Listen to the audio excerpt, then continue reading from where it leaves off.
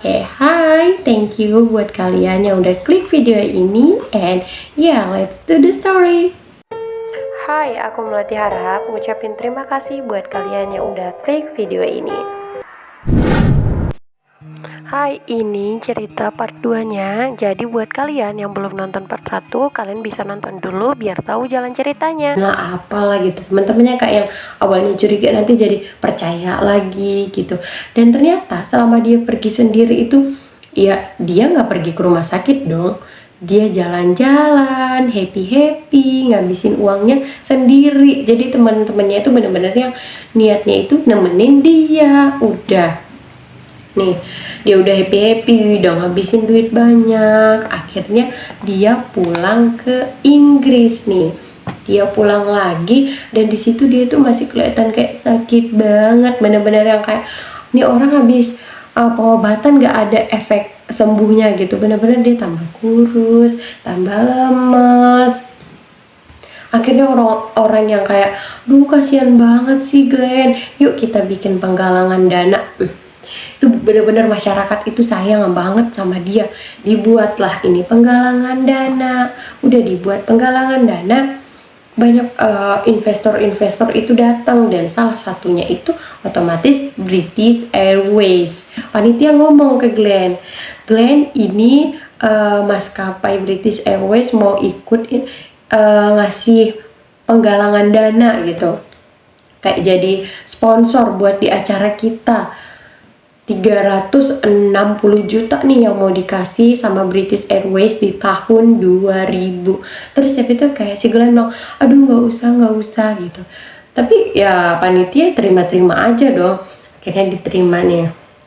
Acaranya itu yang meriah, banyak orang yang ngasih penggalangan dana buat si Glenn. Terus udah selesai acaranya itu aman-aman aja, tapi di situ si Glenn udah dak-dikduk karena British Airways ikut. Kenapa dia dak-dikduk? Karena ternyata setelah acara itu banyak orang yang menemui petinggi dari British Airways. Mereka nanya, Bapak ini investasi kita gimana ya Pak kelanjutannya? Karena dari si Glenn kan belum ada jawaban gitu. Ya udah langsung aja ke petingginya. Kan yang investasi juga bukan orang ecek-ecek ya, orang-orang gede juga. Terus siapa itu petinggi British Airways kayak ngerasa, hah, investasi apaan gitu, kayak yang British Airways nggak pernah ngebuat investasi kayak gitu. Terus orang-orang bilang gini, Bapak ini si Glenn bikin investasi, kayak dijelasin. Terus si bapak petingginya itu ngomong kayak yang, enggak, British Airways nggak pernah ngebuat yang namanya investasi gitu. Jadi ternyata Glenn itu buat investasi bodong.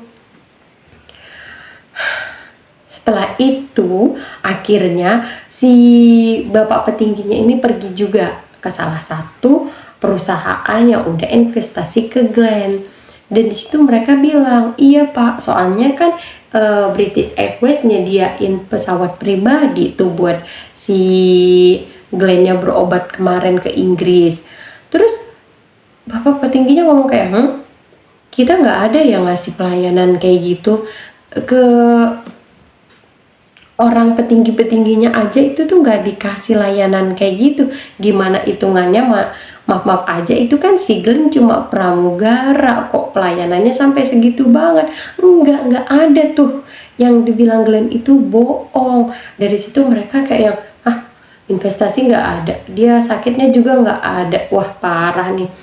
Dan mereka juga ngelakuin pengecekan nih, kalau rumah sakit yang ada di rekomendasi yang dikasih oleh Glenn ini untuk investor itu, rumah sakit itu nggak nyediain pelayanan untuk kayak bener-bener tentang kanker otak gitu loh. Kayak oke, banyak orang yang udah tahu, banyak yang ngelapor ke polisi. Akhirnya nggak berapa lama tuh polisi nangkep si Glenn. Nggak susah, nggak beberapa jam gitu, nggak. Terus siapa itu kayak yang udah nih ditangkap si Glennnya, terus diinterogasi. Si Glenn tanpa ngomong kayak enggak gitu, dia langsung bilang, iya Bapak, saya melakukan investasi bodong, dan saya juga menipu kalau saya itu sebenarnya enggak kanker otak. Terus aku nggak ngerti ini kenapa polisi nggak buat kebijakan kayak gitu. Akhirnya mereka bilang, ya udah kamu pulang dulu. Tapi niatnya itu, kata polisi, kamu pulang 1 hari, kamu kasih tahu ke orang tua kamu kalau kamu ngelakuin hal ini karena kasihan gitu orang tuanya. Aku nggak ngerti kenapa bisa diizinin dia pulang untuk kasih tahu ke orang tuanya kalau dia udah nipu orang gitu. Akhirnya si Glenn pulang nih, sesuai yang apa kata polisi.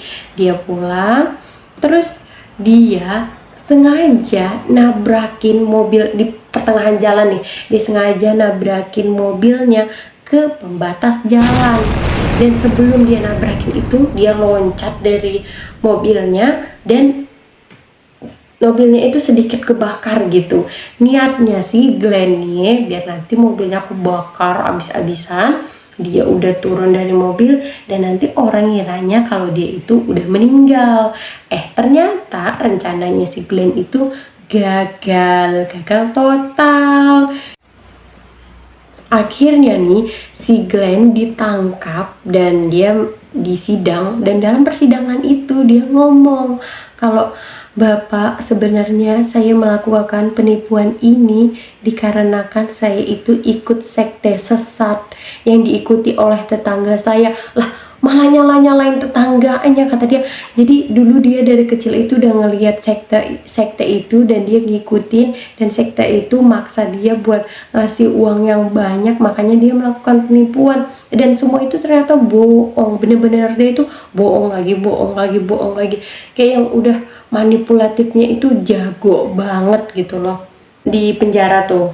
Karena nggak tahu, mungkin si Glenn ini orangnya manipulatif banget atau gimana, kayak dia itu bersikap baik sampai dikasih nih dia penjara, yaitu kayak apa namanya, bebas bersyarat gitu loh, kayak yang dia di luar tapi dia itu kayak wajib lapor gitu.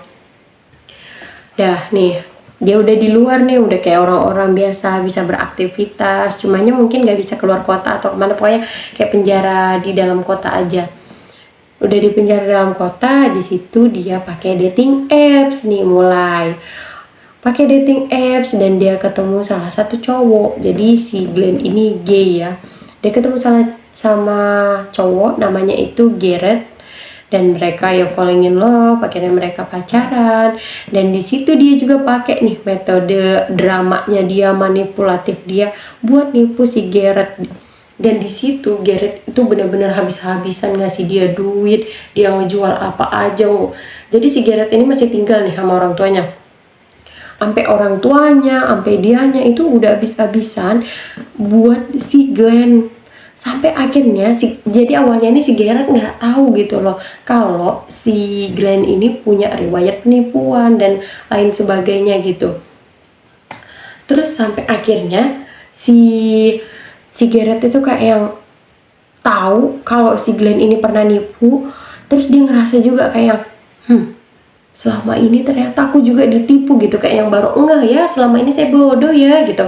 Glenn datang ke rumah si Garrett. Di situ si Garrettnya kayak yang udah emosi nih, udah tahu kalau dia ditipu, dia dimanfaatin. Akhirnya mereka itu berkelahi, berantem sama aja ya. Oke, terus habis itu di situ si Glenn langsung mukul kepala si Garrett pakai tabung pemadam kebakaran itu yang kecil yang ada di rumah.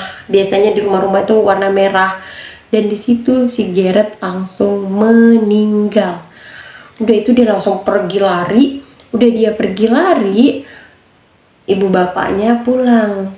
Mereka kaget banget pas ngeliat si Garrett udah dalam keadaan meninggal. Terus mereka langsung lapor polisi. Udah lapor polisi nih, gak berapa lama si Glenn ini langsung ketangkep gitu, kayak langsung dicurigai. Dan situ si Glenn bilang, enggak, saya hari itu enggak bersama si Garrett. Padahal buktinya udah jelas banget, mulai dari sidik jari, CCTV, dia itu ada di situ, dia orang yang terakhir ketemu si Garrett. Terus ya kayak dia nggak bisa lagi ngelak, akhirnya dia di penjara 25 tahun.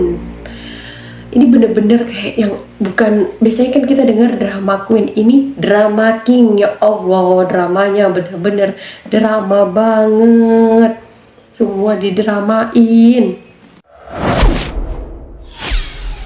Thank you buat kalian yang udah denger cerita ini sampai selesai. Aku tuh pas baca cerita ini bener-bener greget, kok bisa ya si Glenn ini banyak banget dramanya.